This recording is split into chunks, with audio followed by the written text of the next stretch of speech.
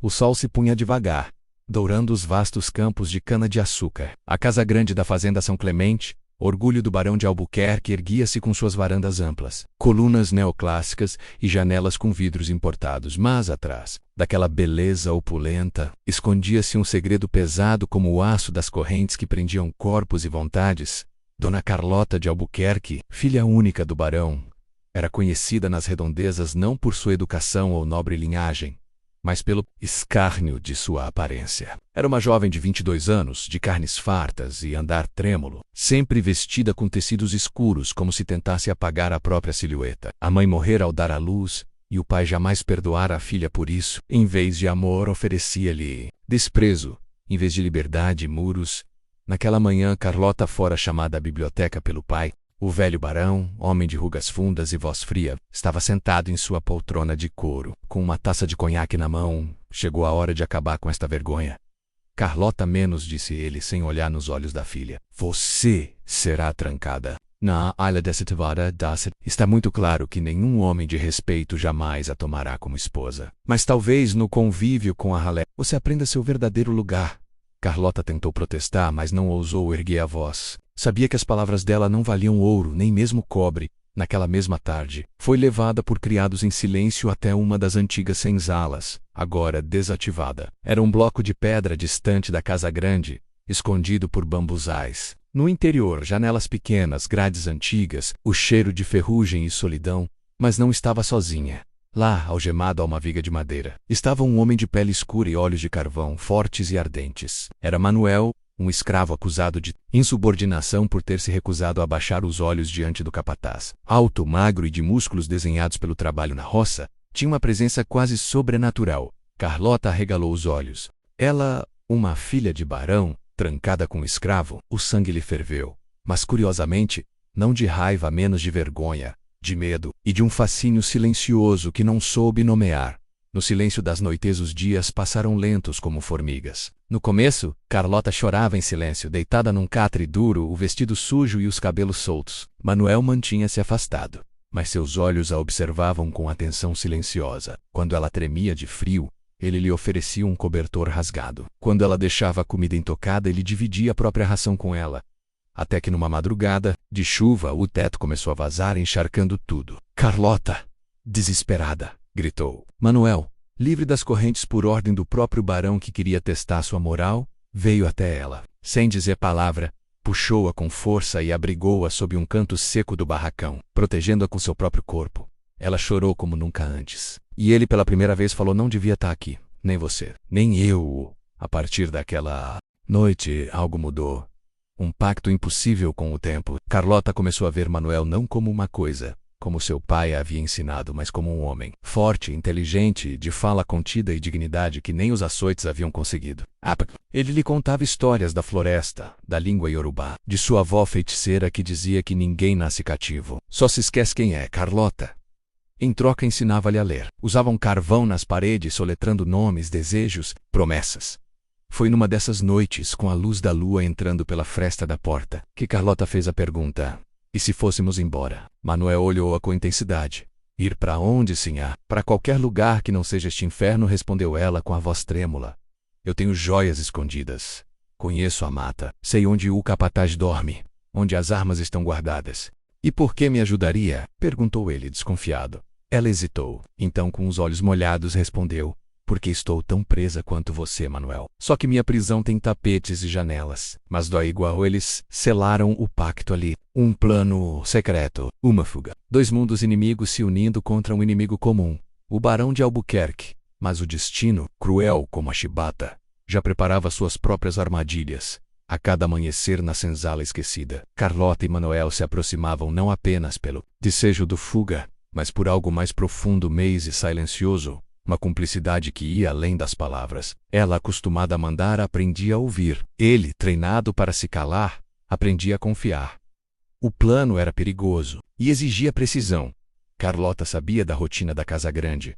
As patrulhas da madrugada, os pontos cegos dos guardas, a hora exata em que o capataz Raimundo dormia, sempre embriagado. Mais do que isso, ela conhecia um túnel esquecido que ligava O antigo depósito de açúcar à mata fechada, usado décadas atrás para escapar de ataques de cangaceiros, uma porta sob o chão de pedra da antiga cozinha do engenho, sussurrou Carlota certa noite. Coberta por sacas de milho e tábuas, dá para a floresta depois do riacho do Passaredo. Manuel a escutava com os olhos fechados, gravando cada detalhe como um mapa mental. Mas havia um problema. O capataz Raimundo, a sombra que vigiara Raimundo, era mais do que um homem bruto.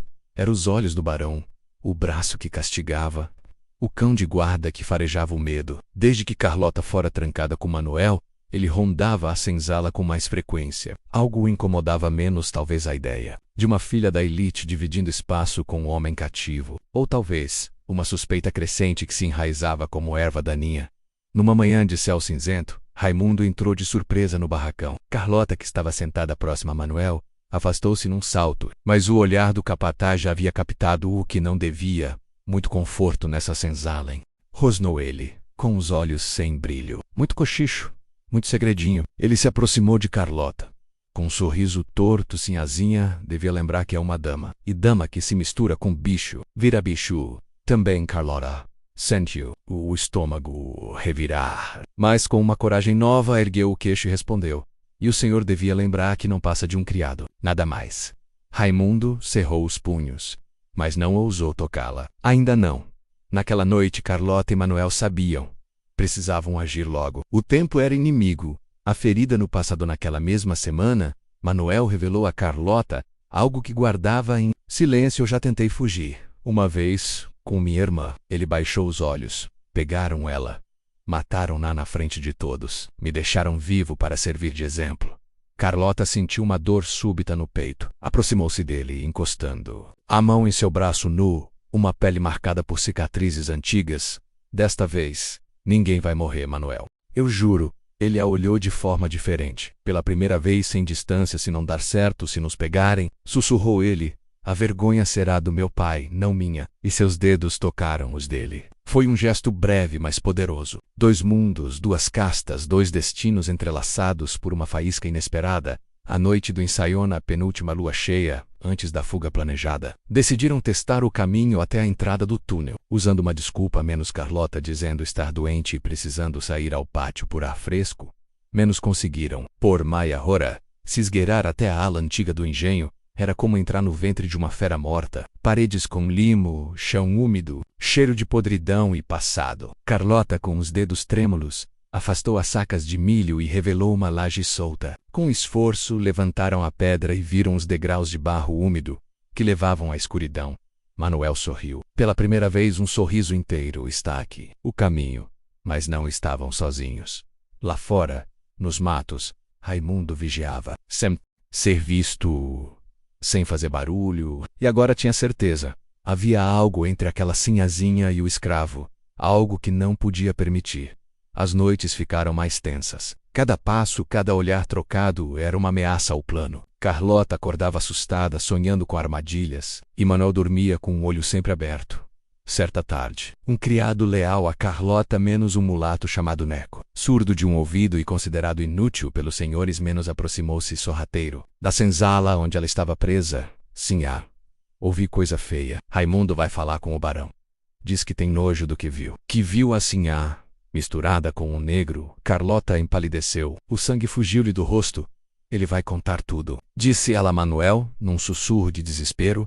Então temos que fugir agora, respondeu ele. Não há mais tempo, mas Carlota hesitava. Faltavam 2 dias para o rio baixar.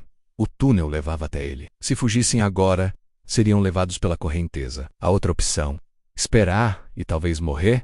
A proposta de Raimundo no dia seguinte. Raimundo apareceu diante dela com o olhar triunfante de um abutre. Seu pai sabe, sinhazinha, vai mandar vender o negro amanhã mesmo. Mas, ele sorriu, abrindo a boca onde faltavam dentes. Eu posso fazer isso sumir. Posso dizer que vi errado, que estava bêbado. Só precisa me dar algo em troca. Carlota sentiu o mundo desabar. Do que tá falando? De você... de uma noite só. Depois nunca mais falo disso. Foi como um tapa. Ela cuspiu no chão bem diante dele. Prefiro morrer. Raimundo a deixou com um aviso. Ao amanhecer, levaria Manuel para a venda. Adeus, sinhazinha, murmurou ele. Vai voltar a dormir sozinha. O beijo na lamaná aquela noite, sob o risco da morte, Carlota desatou a chorar. Pela primeira vez, Manuel não tentou consolá-la com palavras. Sentou-se ao lado dela, encostando o ombro. O silêncio era um refúgio, mas não bastava. Carlota virou o rosto para ele. Seu olhar estava molhado, mas firme. Se este é nosso fim, quero saber. Como seria? Como seria o quê? Manuel perguntou, sem entender o gosto do seu beijo. Ele hesitou, mas o desejo que haviam evitado por semanas explodiu como uma febre. Suas bocas se tocaram com força, na escuridão, entre a palha e o barro. Foi um beijo urgente, profundo, de medo e entrega. Quando se separaram, Carlota tremia. Agora eu não posso mais viver sem fugir. Ela sussurrou. Então vamos. Esta noite. A fuga começa com o coração aos pulos. Abriram a laje da antiga cozinha. Necos ajudou em silêncio, levando 2 bolsas com mantimentos roubados. Carlota vestia trapos, o rosto sujo de cinza. Manuel carregava uma faca escondida no cós da calça. O túnel era úmido e estreito. Ratos passavam por seus pés, mas a esperança era maior que o medo. Chegaram ao fim dele após 2 horas, emergindo em plena mata cerrada. Mas a liberdade tem olhos lá de cima. Do alto do morro, Raimundo os observava com uma tocha na mão. Maldita menos, murmurou ele, montando em seu cavalo. Seu pai via queimar essa vergonha da linhagem com ferro quente. O perseguidor estava solto, e o barão de Albuquerque já preparava o açoite para limpar sua honra. Na casa grande, o barão de Albuquerque caminhava de um lado a outro, o rosto vermelho, o bigode. Truman. As palavras de Raimundo ecoavam como punhais. Sua filha, com um escravo, fugitivos, e não foi ele que a forçou. Ela foi com ele por vontade própria. A frase caiu como um trovão. A honra do barão, mais importante que o sangue, estava manchada. A filha gorda, já considerada um fardo, tornara-se agora uma praga a ser erradicada. Mobilize os homens. Leave-os. Eles não sairão vivos desta propriedade, ordenou o barão com a frieza de um carrasco. 12 homens montados, armados, partiram na madrugada, seguidos de perto por Raimundo e seus 2 cães de caça. O céu estava escuro, o ar úmido, a floresta viva. Os primeiros dias de fuga, Carlota e Manuel seguiram a trilha antiga dos quilombolas, marcada por cascas entalhadas e pedras invertidas. Dormiam sobre folhas, comiam raízes e os poucos mantimentos. Cutitinam. Carlota cambiliva. A cada passo, seus pés sangrando, mas não parava. Não sou mais a filha do barão, dizia ela. Agora sou Carlota, e vou até o fim com você. Manuel sabia que a floresta os ajudaria. Conhecia os cheiros, os sons, os atalhos. Mas Raimundo vinha rápido, e trazia raiva na segunda noite. Ouviram os cães, ao longe, uivos cortando o silêncio. A caçada começara. Eles vão nos pegar, disse Carlota, assustada. Não, respondeu Manuel, mas precisamos do rio. Relápiga rostros o salto para a vida ao chegarem ao alto de um penhasco que dava no rio Passaredo. Ouviram o trotar de cavalos. Eram 5 homens, liderados por Raimundo.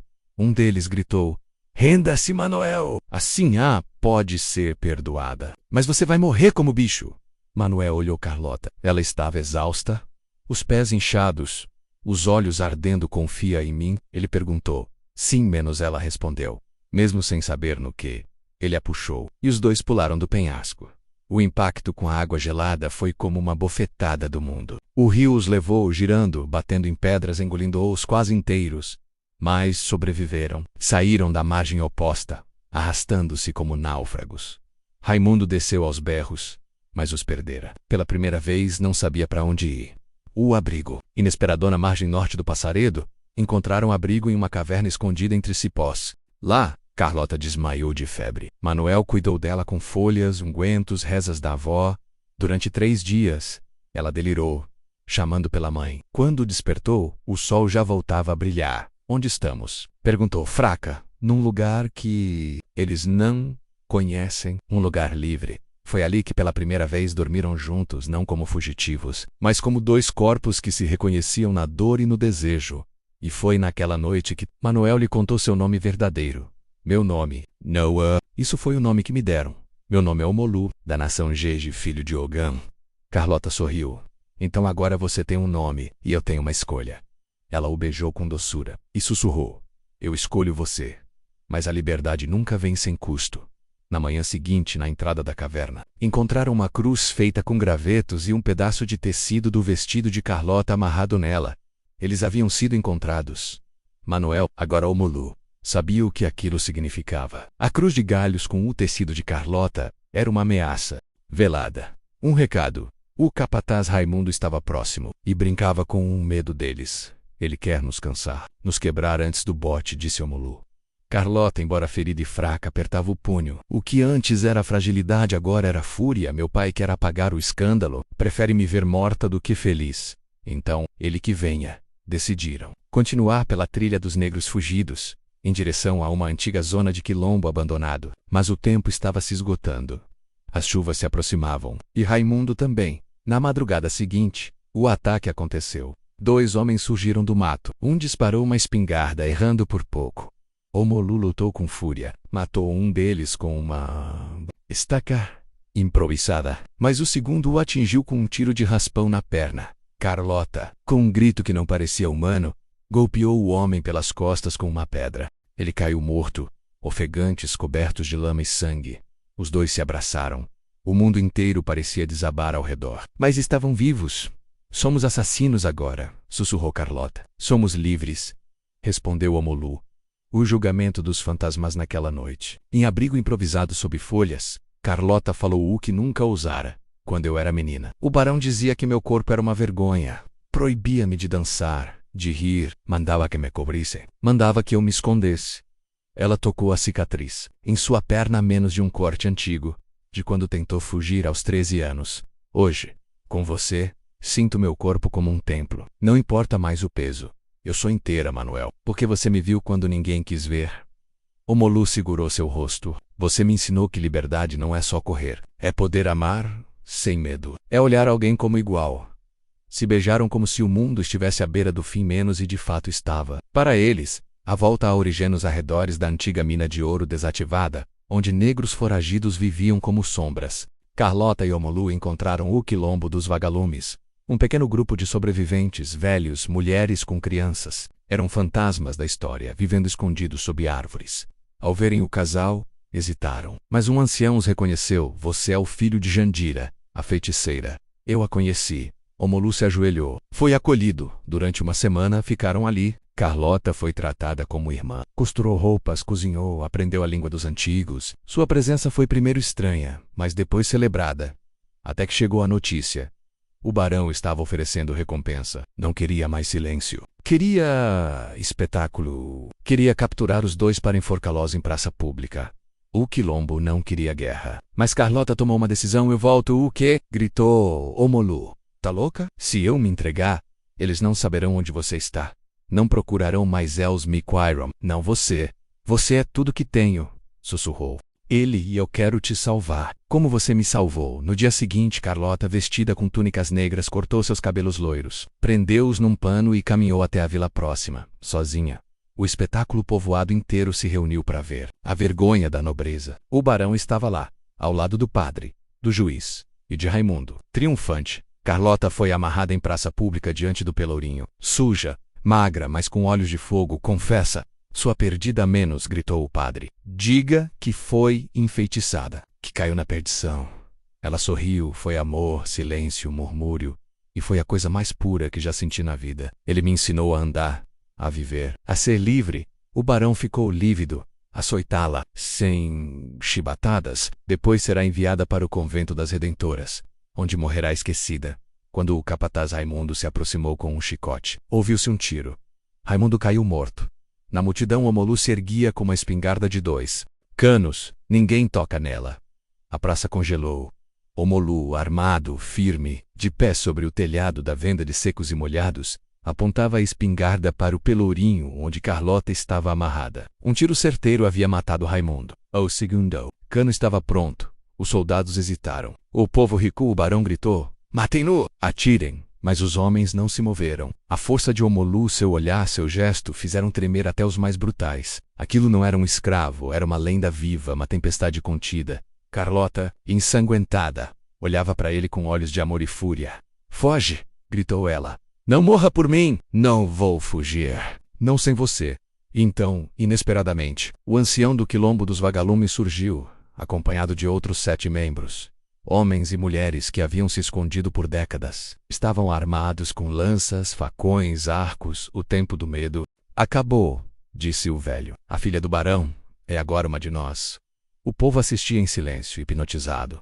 Um murmúrio cresceu. O padre recuou. O juiz empalideceu. O barão, irado, correu até sua carruagem para buscar uma pistola. Quando voltou, apontou para a filha. Se eu não posso salvá-la, vou livrar o mundo dela. Mas o próprio povo o impediu. Uma senhora menos, uma ex-escrava liberta menos agarrou-lhe o braço e gritou. Já matou muitos. Chega. O fim do barão, tiro do barão disparou menos. Mas não atingiu Carlota. Ricocheteou e acertou sua própria perna. Ele caiu, urrando. Os soldados, vendo que a multidão já não estava do seu lado, se dispersaram. Carlota foi desamarrada. Omolu desceu, caminhou até ela. Abraçaram-se, cobertos de suor e sangue, sob o olhar de um vilarejo que nunca mais seria. O mesmo barão, derrotado, foi levado para a capital. Seus bens tomados por dívidas, o engenho abandonado, a senzala incendiada pelo próprio povo. Num ritual de fim e renascimento, o novo nome Carlota e Omolu partiram durante messes, viajaram por trilhas invisíveis até chegarem à região dos cafezais da Serra da Mantiqueira, onde fundaram uma pequena comunidade de fugitivos e órfãos. Um quilombo moderno, onde os filhos nasciam com nomes livres. Carlota passou a se chamar Iabá, a mulher que liberta. Omolu passou a ensinar leitura, plantações, história. Tornou-se um líder, mas recusava títulos. Queria apenas paz. Viviam juntos, sob o mesmo teto de barro e folhas, onde o amor não era mais uma rebelião, mas uma casa construída pedra por pedra. O legado. Décadas depois, um viajante francês escreveu, em seu diário, sobre uma aldeia escondida nas matas brasileiras, liderada por uma mulher branca e um homem negro, unidos pelo amor e pelo exílio. Vi nos olhos deles a chama do impossível, escreveu ele. E entendi que às vezes o que começa como castigo vira redenção, e que o amor verdadeiro nunca obedece à ordem dos senhores.